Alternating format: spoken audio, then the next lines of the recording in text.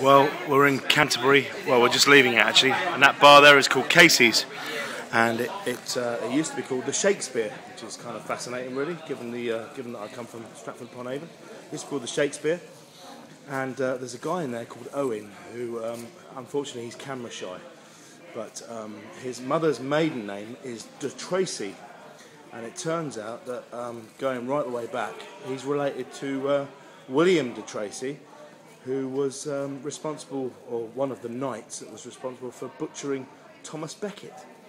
And that bar is actually on, you probably can't see it there, can you see it there? I can't get enough light on it. Can't get enough light, it says Butchery Lane. Oh, if only there was more light. Can you see that now? Butchery Lane.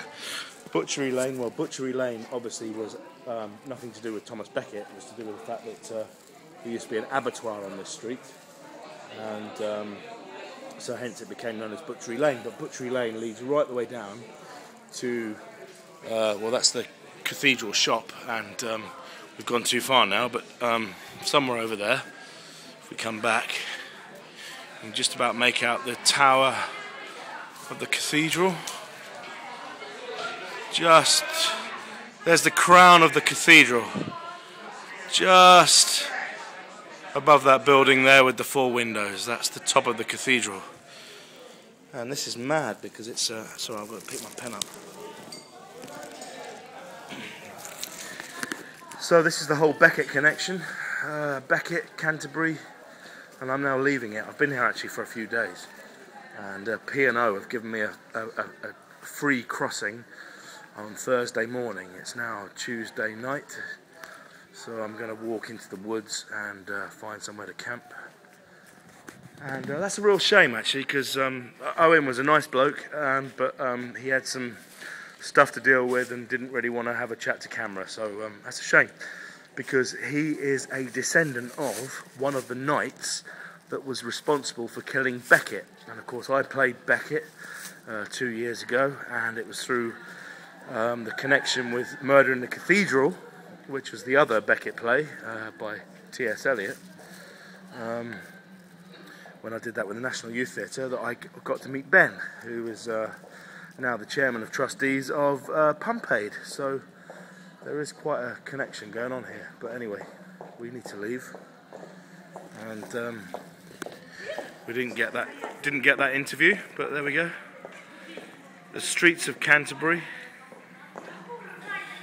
And we're heading off into the dark. Oh, there we go. Oh, that's the cathedral with some scaffolding on it. Oh, hang on. There we go here. Get a bit more of the tower. There we go. It's all closed up now, you see. The precincts all around the cathedral were bombed in the Second World War, and now they just close them off at night, so you can't get anywhere close.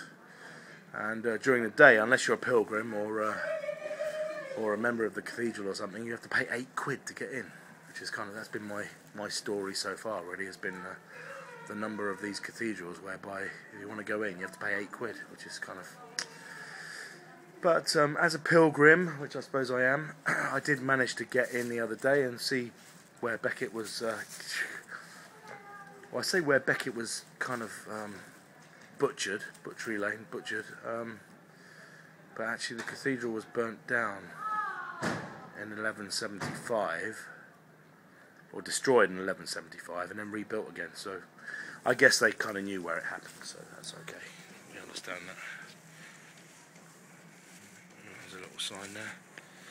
So here we go, we're off out of Canterbury, and we've met one of the descendants of one of the knights that actually was responsible for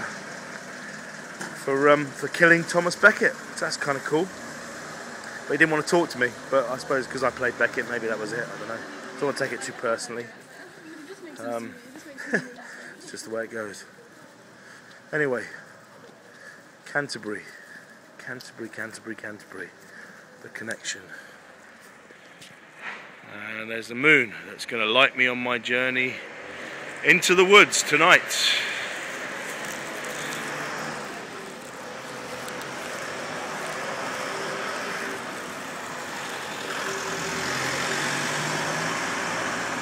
Can I have a lift to Dover?